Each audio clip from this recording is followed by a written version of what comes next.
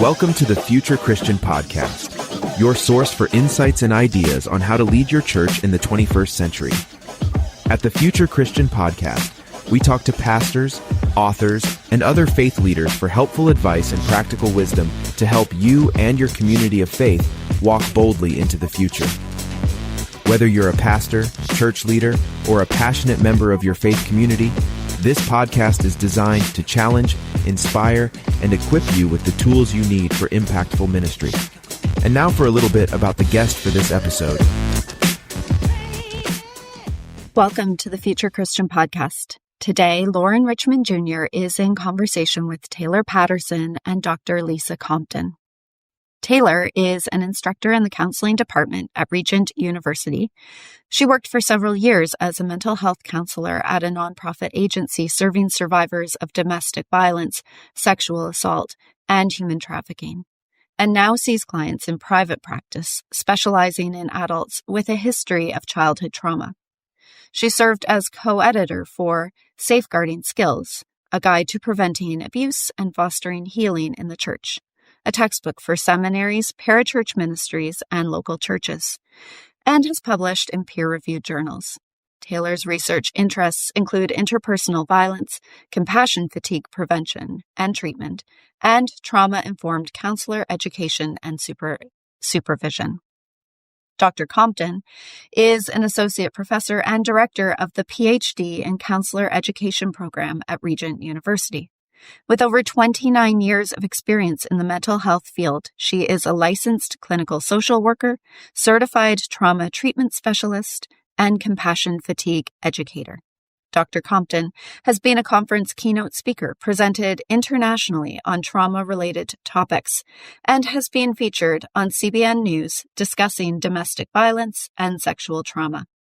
She is the co-author of Preparing for Trauma Work in Clinical Mental Health and Safeguarding Skills, a guide to preventing abuse and fostering healing in the church. Her research focuses on secondary trauma and trauma pedagogy, with numerous published articles. A reminder, before we start today's conversation, please take a moment to subscribe to the podcast, leave a review, and share Future Christian with a friend. Connect with Loren, Martha, and Future Christian on Instagram. Shoot us an email at loren@resonatemediapro.com with comments, questions, or ideas for future episodes.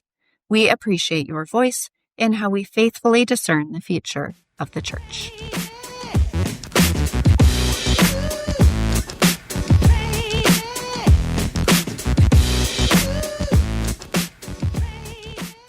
Hello and welcome to the Future Christian Podcast. This is Loren Richmond Jr.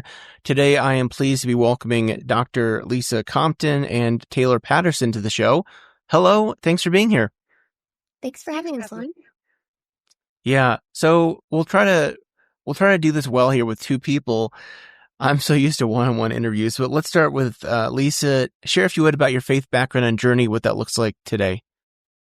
Sure. So my journey started with me, my friend Tammy, and Jesus. And when I was younger, I was not raised in a faith household, but I was introduced to Jesus by a friend at summer camp. And so I didn't go to church growing up. It was really just a personal faith. And then as I got into college, then it became something where I was going to Christian fellowship and churches. And so that's where the system of the church then was introduced. And I've been on staff at a church and work at a Christian university. So systems came later in my journey. Taylor, how about you? Yeah, the way I kind of describe it is I didn't have classically evangelical childhood. I didn't grow up in Sunday school or doing Bible drill. My dad was a professional minor league hockey coach growing up. So we were a little rough around the edges. We moved around a lot. And I started attending church kind of as a later adolescent.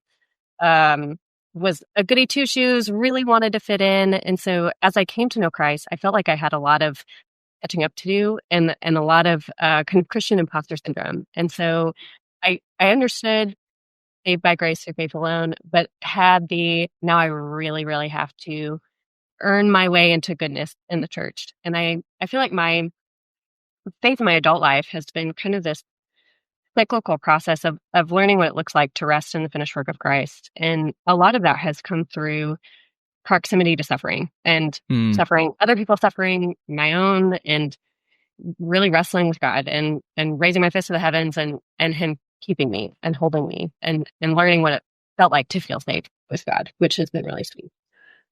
Yeah, I appreciate you sharing that.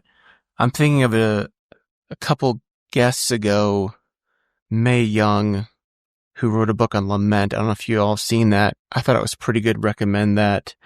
I also want to give a shout out to my Canadian co-host here, since your hockey travels. Did you spend any time in Canada doing the hockey stuff? Yeah, so my dad is Canadian. He's from Edmonton, Okay. Alberta, and he played hockey at the University of Alberta. Awesome. Lisa first, and then Taylor, you're welcome to chime in. Anything you're willing to share about spiritual practices, spiritual disciplines that sustain you now? Sure. I think one of my favorite things is to ask God a question, ask him for guidance on something, and then just wait. And so I have notepads all over my house, pads and pens, and just waiting on God. And the funny thing is that he often gives me the answer while I'm driving or in the shower where there are not notepads. So that is one of my spiritual practices, is timing, hearing from God, and then being able to write it down before I forget. Lisa, I wish we were in person. Like, I just bought on Facebook Marketplace like a whole bin because my daughter loves to draw. So I just bought like a whole bin of like notepads and journals. So I could hook you up with some notepads. That would be great. I need a waterproof one for the shower. So if you come up with that, let me know. Taylor, how about you? Yeah, I mean, a lot of the normal things, but I think what has been particularly sweet in this season is for the first time, a lot of my growing up years, I didn't go to a particularly liturgical church, and our church here in Charlottesville does have more liturgical rhythms and practices, and I have found that to be really grounding. And in the past few years, we've had seasons of really great joy and really great sorrow, and I think to show up relatively week in and week out and to be saying the same things about God has been really helpful, and for other people to give me words when words have been hard has been really helpful. And that's a practice I wouldn't have known I needed 5 years ago. Yeah, I'm glad you mentioned that. Again, certainly my colleague who's Anglican in Canada would appreciate. It's an important thing, I think, when, like you said, we don't have the words, we don't know what to say. Those kind of prayers can help us stay connected to God. Well, let's jump in right away, just because for sake of time. Taylor and Lisa are the authors of a book, or I guess you're the editors, right? Yes, we have about 20 authors, and we did write some of the chapters, but we have a whole team of trauma experts and writers with us. Yeah.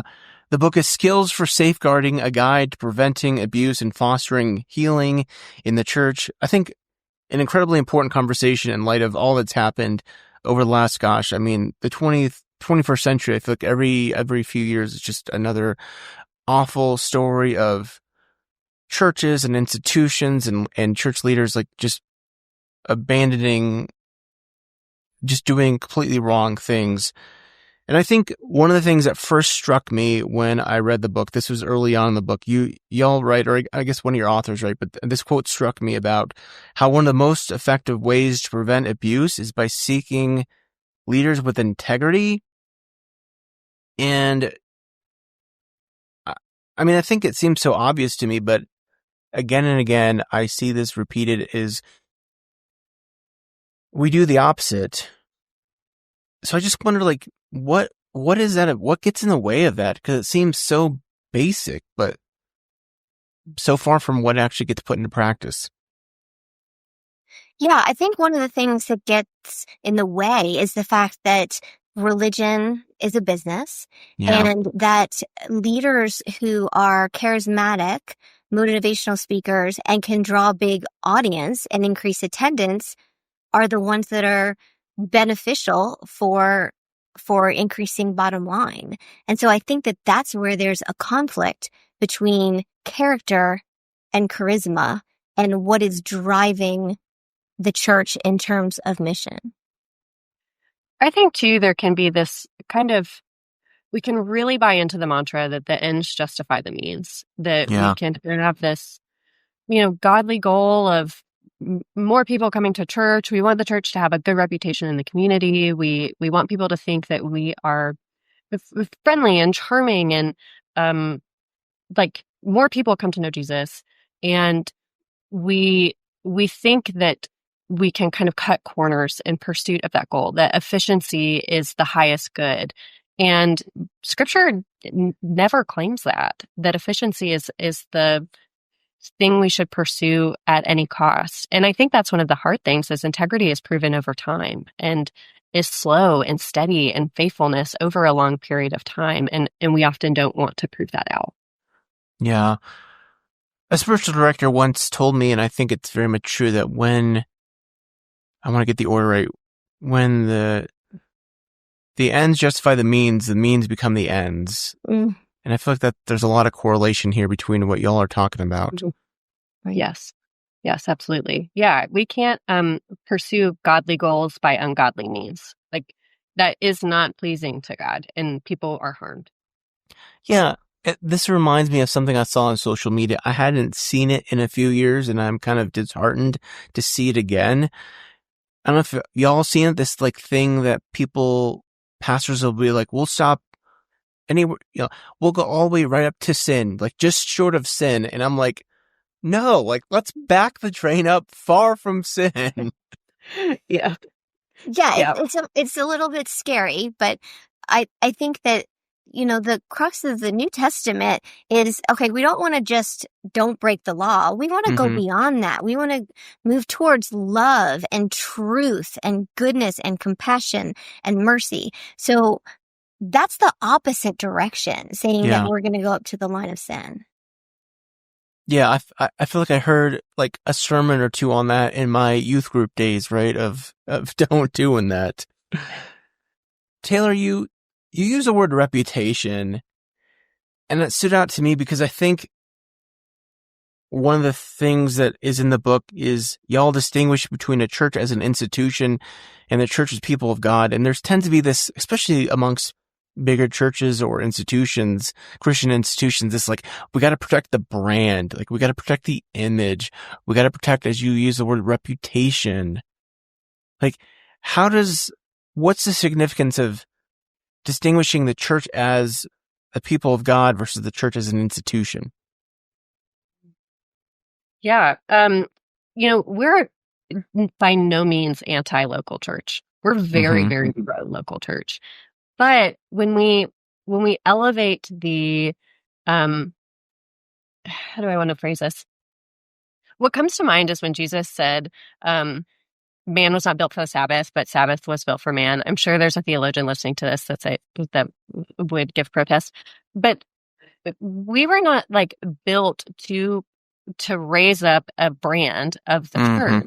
The church was designed for our flourishing and for God's glory. And so when it's not serving those purposes, it's not existing as God's designed the church to be.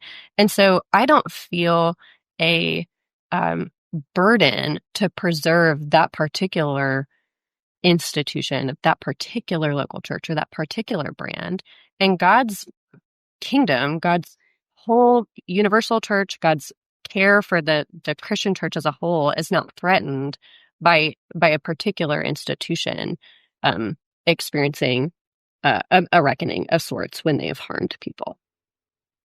Yeah, Lisa, I feel like I just saw something on this on social media or somewhere about like, I think it was like Hillsong, New York, or, these really big dynamic mega churches where they're like demanding their volunteer staff just work insane hours for free at the sake of like boosting the image and reach of the church. Certainly what comes to mind is, the Mars Hill podcast and some of those dynamics. Like, I mean, I think this is what I really want to ask about, Lisa. I think it's so easy for us to look at those mega church examples and think, oh, we would never let that happen in our context, a smaller, like normative sized church. What do you think are some of the ways that even in a smaller church, like the median church is like 65 people, like that the median sized church can protect the institution at the sake of the people of God?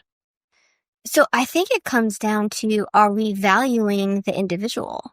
and the value of the least of these among our congregations compared to the branding and mission of the church itself. And I think Diane Langberg said that Jesus did not go to the cross for the church. He went to the cross for people.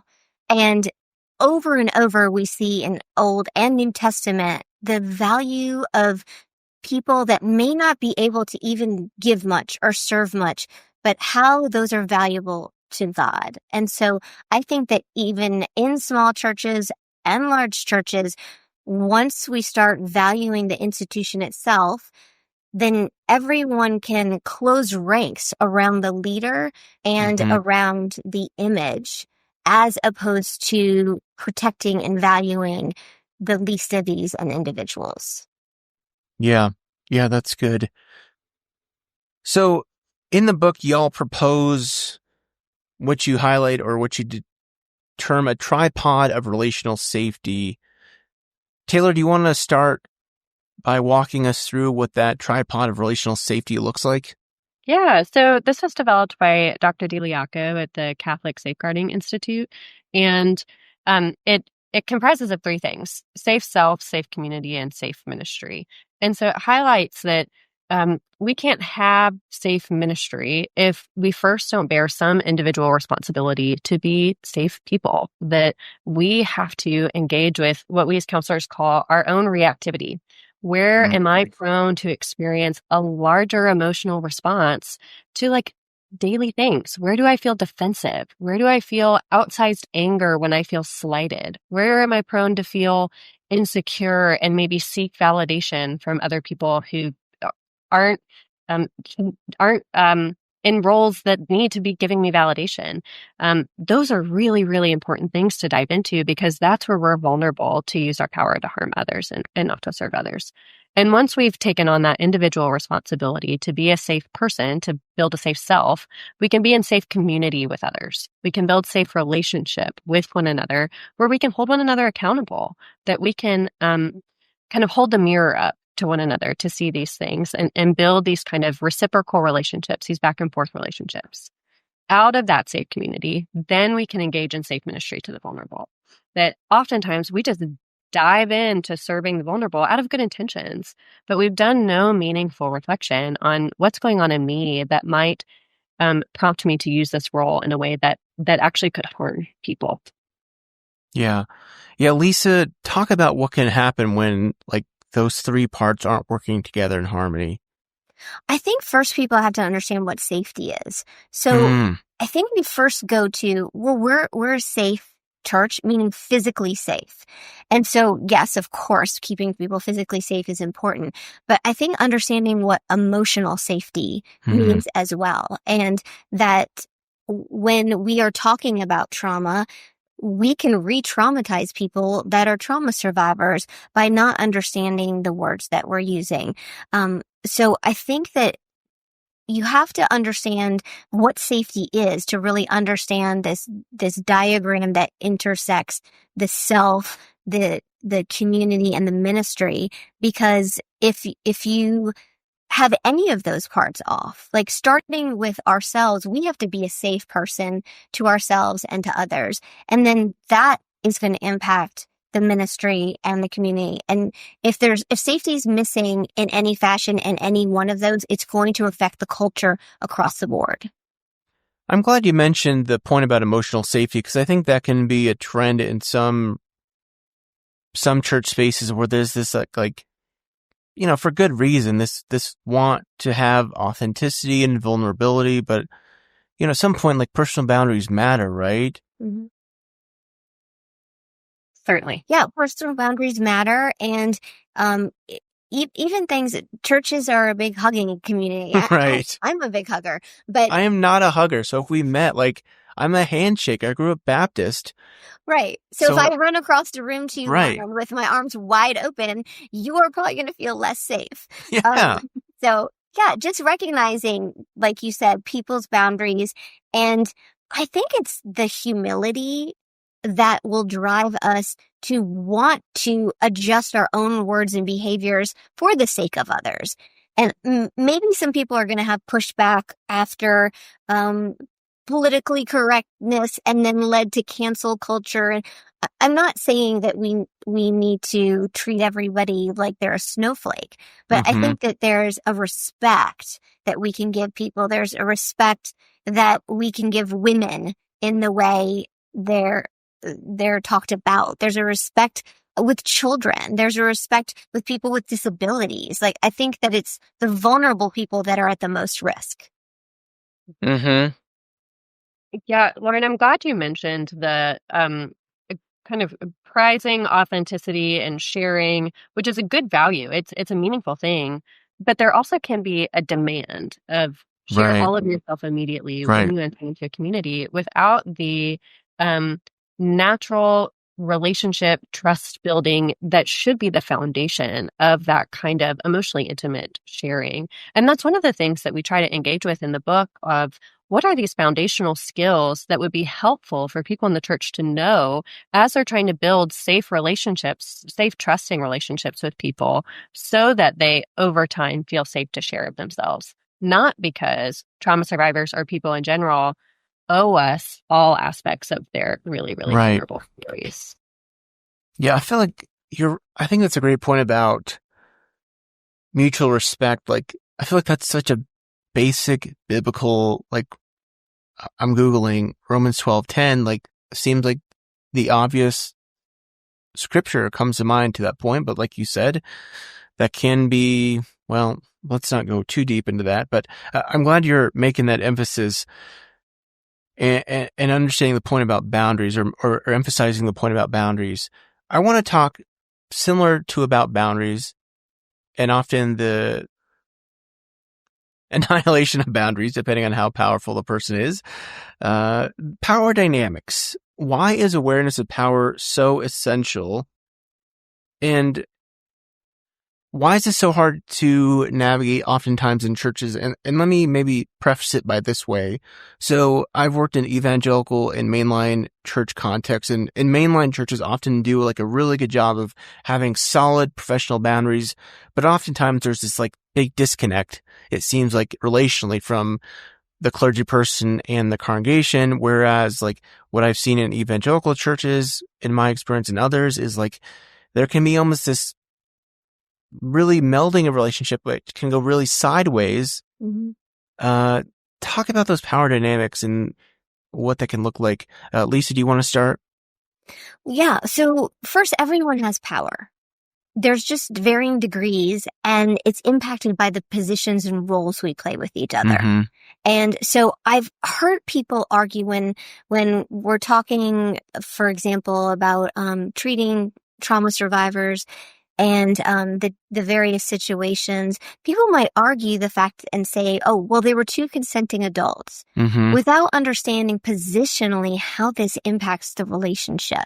So if somebody has influence over another, it could be because they are a supervisor, because they have hiring and firing potential, because they are older, because they are wiser and more mature as opposed to a younger person whose brain isn't fully developed yet. Whatever the reason is, anybody that has more significant influence over the other person creates a power differential. And when there's a power differential, it's always the responsibility of the person with more power to ensure safety for both of them. And so that's why even with two consenting adults, that you can still have abuse of power, you can still have spiritual abuse, you can have sexual abuse because of these power dynamics at play.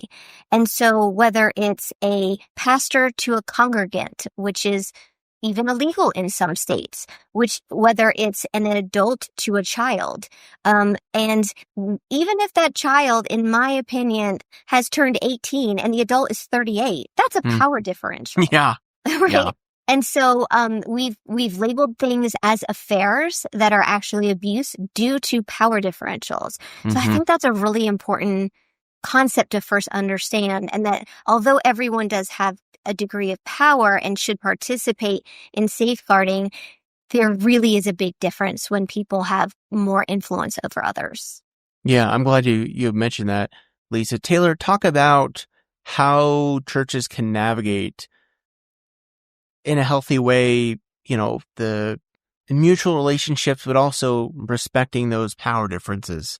Yeah. So, this question brings to mind the passage in Philippians 2 about Jesus, though he was in the form of God, did not consider equality with God a thing to be grasped, emptied himself and took on the form of a servant. There's that kind of, we are trying to follow the model of Christ here, that though we have power, we are using our power to serve. And our autopilot tendency is not going to be to use our power to serve. Our autopilot tendency is going to be to use our power to meet our own needs. And that can cause a lot of harm. And so we, within the church, there has to be a really, really intentional effort to recognize the positions that we're in. And this is something that we have to navigate as counselors all the time. Like, as counselors, we are in positions of significant power and significant influence with our clients. And so it is really openly discussed that that we're trying to build collaborative relationships, that there is a differential here, and how can we help you be empowered to make more choices? And so I think that that's part of what would be valuable within church spaces, that it be part of the open conversation, that church pastors, elders, deacons are having conversations within their church about how they're exercising influence, and that they are acknowledging that they're wanting to use that power to empower others. Yeah, let's stay on that for a moment, if I may, because certainly, I mean, there is some measure of authority, I think another word for power, right? Mhm. From a clergy person or a church leader, and they want to use their influence, their authority to influence someone for the sake of the gospel, to become a follower of Jesus, to become a more closely disciple of Jesus. Like, there is, like, correct me if I'm wrong here, if you disagree, like, there can be some good use of that power, yes? Yeah, certainly. What does Lisa, like, what would you tell, like, a church leader or a pastor when that leadership or that influence or that authority is going sideways? I would say that influence, when it involves control, coercion, and manipulation, is always sideways. And Jesus Hold on, did I'm writing that not down. Control, control, coercion. coercion, and manipulation. Okay. It's always sideways at that point, because Jesus did not impose on us to obey. He called us, he invited us, he spoke truth, and he modeled it. He did not force, he did not micromanage. Yeah. And so I think that it's stepping over the line when spiritual leaders are trying to tell people what they have to do. And they weaponize shame to get people to do what they want, even if it's for good. Even if the goal, I mean, we've seen this in the purity culture movement, Right. where, yes, sexual purity is a good thing, but the means don't justify the end here. Because if we are manipulating and forcing and weaponizing shame to get people to obey the gospel, we're not operating in righteousness and following the model of Jesus in terms of how we use our own power. You mentioned shame, and I want to jump to that because I think it's such an important part of this conversation. I'm going to read I'm going to read a quote here directly from the book. It says there's a definitive distinction between shame and guilt. Guilt is the emotional response to regrettable actions or behaviors that were perceived as wrong or inconsistent with values and can lead to a necessary repair of the offense. Shame is a self-devaluing emotional response integrated into one's identity and self-worth due to perceptions of the self as bad, sinful, unlovable, dirty, or other deplorable traits. Shame is intrinsically painful and emotionally dysregulating.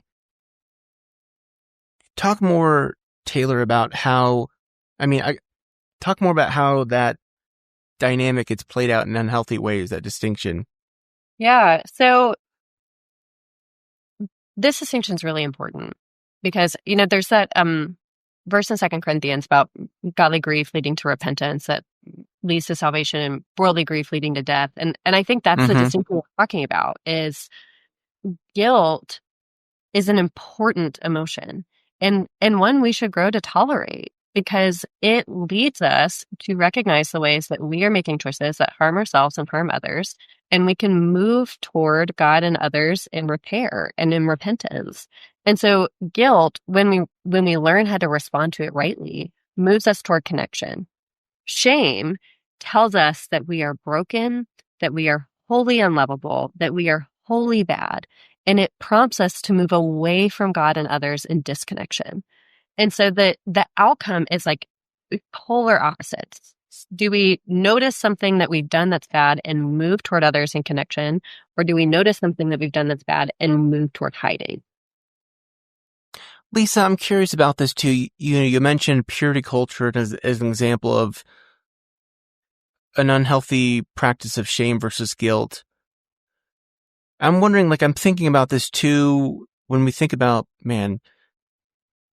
2020 and so much of the Black Lives Matter and this need for conciliation among, especially towards people of color in our nation. But there's very much a backlash in many instances. And I'm wondering, do you think that shame and guilt sometimes don't get distinguished well enough? Because again, like you say in the, like it said in the book, I think that's an important point of saying, I think Martin Luther King did this, saying, nation, we are guilty of not living up to our values, but that doesn't mean we're terrible people.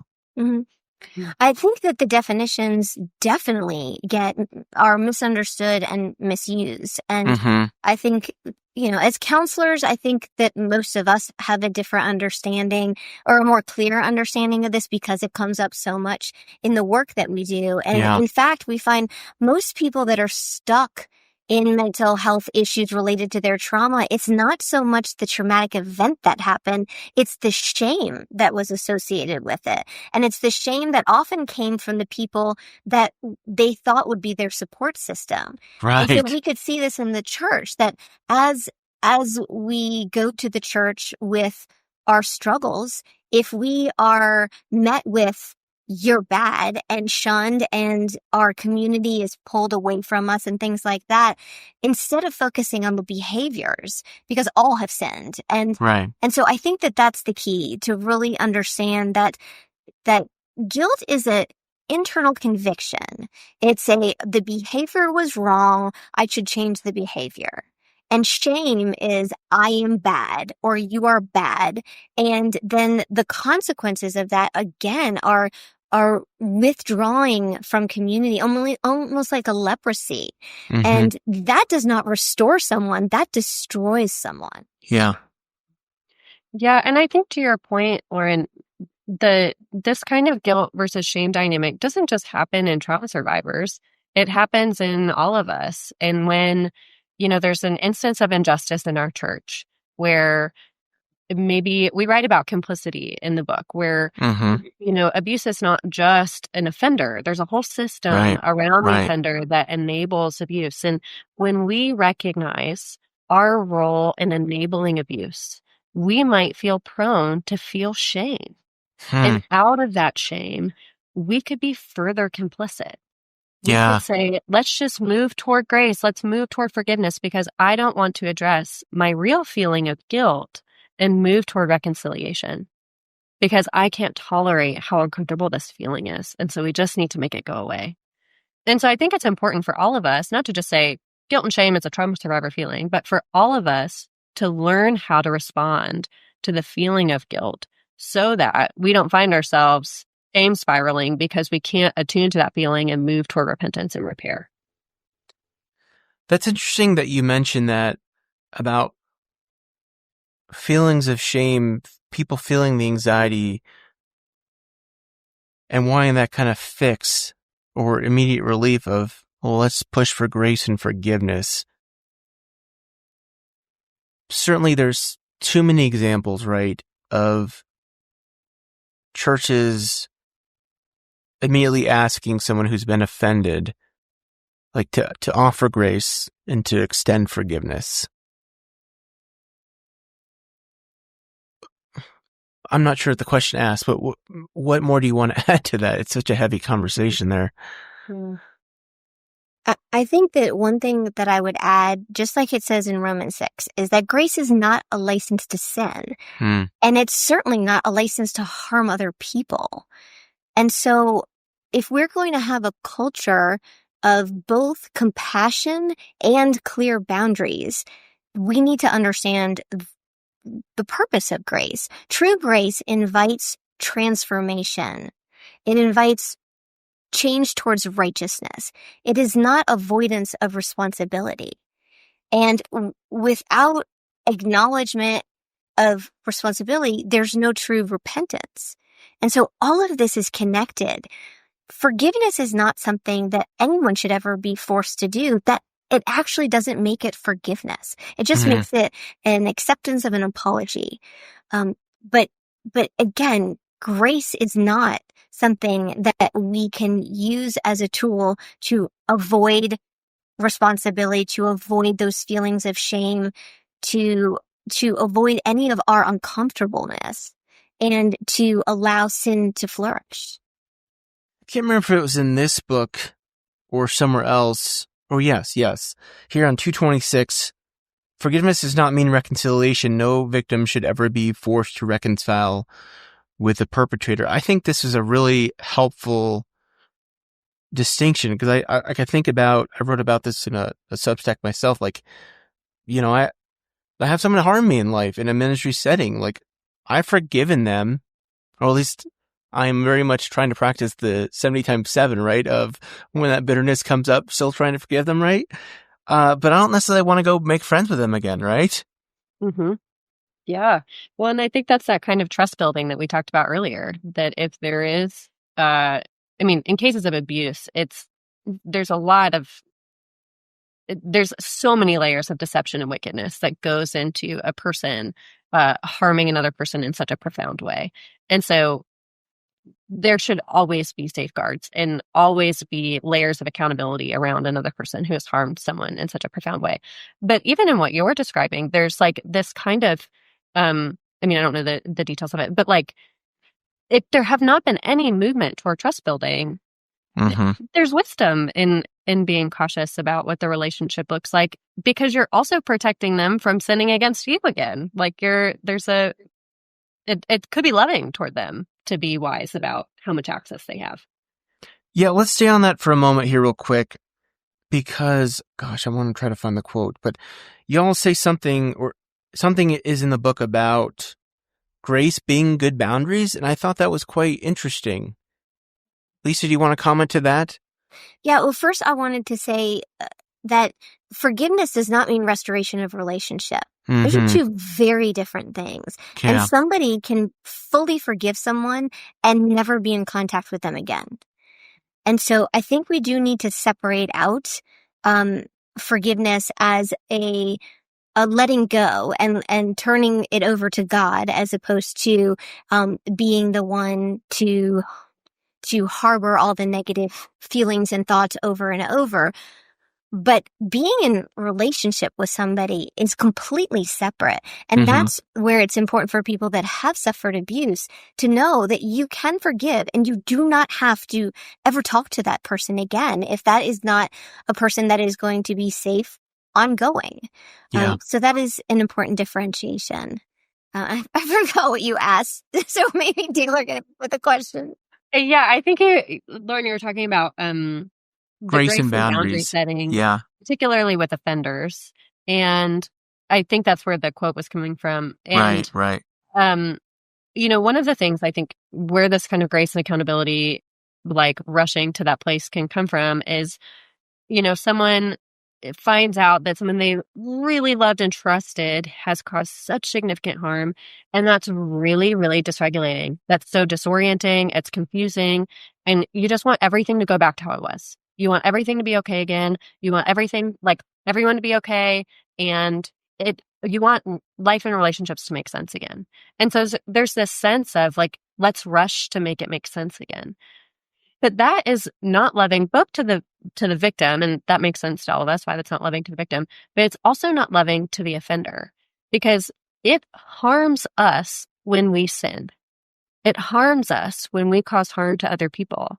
It is loving to an offender to protect them and help them see the natural consequences of their sin with the hope that it would lead them to repentance.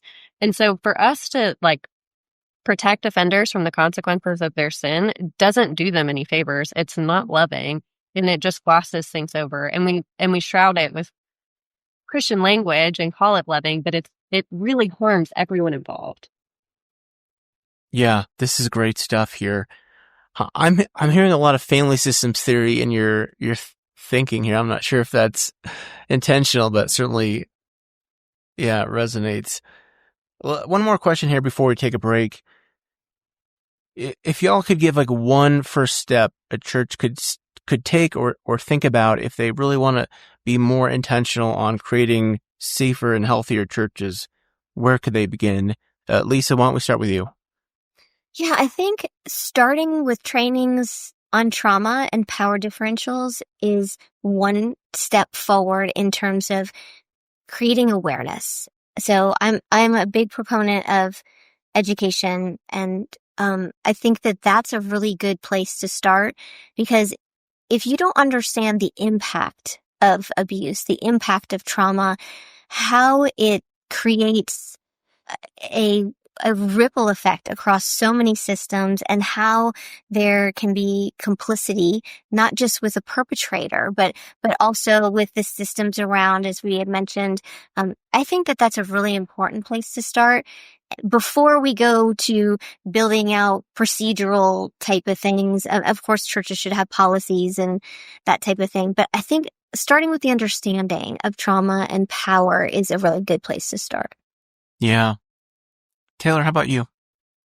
Yeah, I would just add to that. I think a lot of churches are realizing that they need some kind of safeguarding policy in place of how many nursery workers take a child to the bathroom, which again, super important, really, really valuable. But they end up starting and stopping with training the lowest level volunteer, and the leaders don't end up getting very much in-depth trauma training. And they're the ones who are doing a lot of the finding out about allegations of abuse and responding to allegations of abuse. And so this really starts with leadership.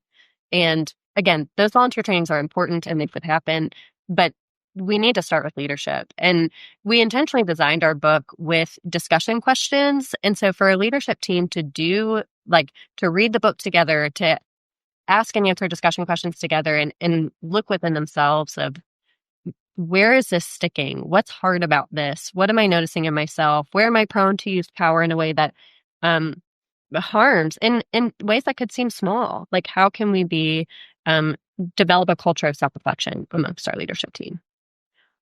This really reminds me just to back to the beginning of our conversation, that this all takes time and energy and purpose that might be seen as a distraction from doing, reaching people or what have you. But we've got to understand, and I think this is the message y'all are trying to say, this is essential for the health and vitality of the church, long term. So again, the book is Skills for Safeguarding, a Guide to Preventing Abuse and Fostering Healing in the Church. Really recommend it. Let's take a quick break and we'll come back with some closing questions. All right, we're back with Dr. Lisa Compton and Taylor Patterson. Really appreciate this conversation. Grateful for y'all's perspectives. Okay, so the closing questions, you're welcome to take these as seriously or not as you'd like to. You can respond both or skip, whatever you want to do. But if you're Pope for a day, what would that day look like? What might you want to do? Anything you want to accomplish? Thinking about having significant influence somewhere. Well, I'll keep it relevant to what we were talking about before. Yeah. I would love every single church and every single ministry to have a safeguarding team that did not have leadership on their team. Oh. So separate. The safeguarding team should be trained and they should be separate from the leadership. So if I were Pope, that would be one of the first things that I did.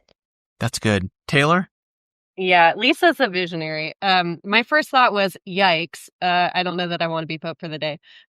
So what goes on in me is, wow, I just hope I don't break anything, and want to model faithful, ordinary service to the least of these, because I think most of what I want is not accomplished in a day, but maybe that helps move the needle in normal, ordinary servant leadership. Those are great. Those are both great answers. A theologian or historical Christian figure you'd want to meet or bring back to life. Let's go reverse here. Taylor, then Lisa. Yes, so this might be a little cliche, but C.S. Lewis has been a companion through so many phases of my Christian life that has been really sweet. So to continue companioning with him would be sweet. The other that comes to mind is Nathan. We wrote about him in the Safeguarding book in his confrontation of King David, and it was just so courageous. And I would be curious what he would say about our current time and the current place we find ourselves. Yeah. Lisa? I actually struggled with this question, maybe because I am not great at history and that was triggering. I don't know. But the one person that came to mind was Kenneth Hagin, because early on, back in the day, obviously, that's who I listened to and read his books. And he even came to one of the churches that I was at the time. And he didn't even have to open a Bible. And this is before we had screens in the back, but would just cite like an entire chapter of a Bible by memory. So he was really one of the great inspirations for me in terms of teaching and knowledge of the Bible. So that would be my pick. Yeah. What do you think history will remember, Lisa, from this current time and place? And I guess I'm giving you another hard answer here, hard question. It is hard because, it's almost like with COVID, when we were in COVID, it was really hard to see, like, when we look back in history, what are we going to think about it? And right. I feel like it's kind of the same. I can talk about where we've been. When I started counseling almost 30 years ago, we didn't talk about trauma. Like, trauma was thought of as rare. And so, we've seen so much change over the past decades. Right now, I feel like we're in the season of it's getting stirred up. And so people are getting held accountable. Things are being called out on social media. For me, that doesn't love conflict. It's uncomfortable, but I know that it's good and it's moving towards change. So I feel like the current state it's all coming to light and being stirred up, and hopefully we're going to see the shaking settle towards real significant change. Yeah, good. Taylor? Yeah, I would echo that. From the optimistic part of me says the pro is that this would be seen as like a time of reckoning that leads to fruit, like watching things are coming out, and hopefully that is good for the church. The part of me that's like, the con side, I guess, is that this is a time of such intense polarization, and we are, there's purity tests on either side, and that are loud and hard and intense, and but then I feel there's nothing new under the sun, and faithful Christians have navigated seasons of instability and polarization for a long, long time. So maybe none of those things. Maybe it'll be something different. But well, let's end on this more hopeful. What do you hope for the future of Christianity, Taylor? Yeah, I hope that as the dust settles on a reckoning, that we grow to be known for ordinary, faithful service, that we love God and love our neighbor, and that comes to be what the church is known for, rather than what it feels like the church is known for now, that is scandal and harm and abuse and injustice. Yeah. Lisa? This one was really hard because there's so many things I would want to add, but I think number one, I'd like to see power more shared as opposed to an all focus on one leader in the church. I'd like to see more shared power, and I'd like to see more focus on formation early on in training programs, whether it's seminaries or whatever it is, where we're not just doing work on theology, but we're also engaging with our past stories, increasing our own self-awareness, understanding how as our roles and powers increase, there's going to be more pressure and more anxiety. And what does our own dysregulation look like, and how do we deal with it? So that's where I think safeguarding has to start. And that's one of the reasons why we made this into something that could be a textbook, because we really want it to be a tool, information. And so I think it does start there, that we need to take some of the pressure off the leaders. Like, we love pastors and priests and leaders, and so we're not against them. I think that there's too much pressure on them to be all things to all people. And I think the power needs to be spread out, and we all need to be able to engage with our own stories. Wow, this has been good stuff. I'm really thankful for the conversation. Grateful that we could make this work, and again, grateful for the book, and I hope it's a help for others. Do you want to share anything about like where folks can connect with you, all that stuff? I think the easiest for me is my website, drlisacompton.com. I'm not terribly public, but we have a website for the book too. Skillsforsafeguarding.com has information about the book, and you can put a little message in there that connects with us too. Okay, website's Dr. Lisa Compton and the Skills website. Okay, well, again, thank you so much for the conversation. Appreciate your making this work with me, and we always leave folks with a word of peace, so may God's peace be with you.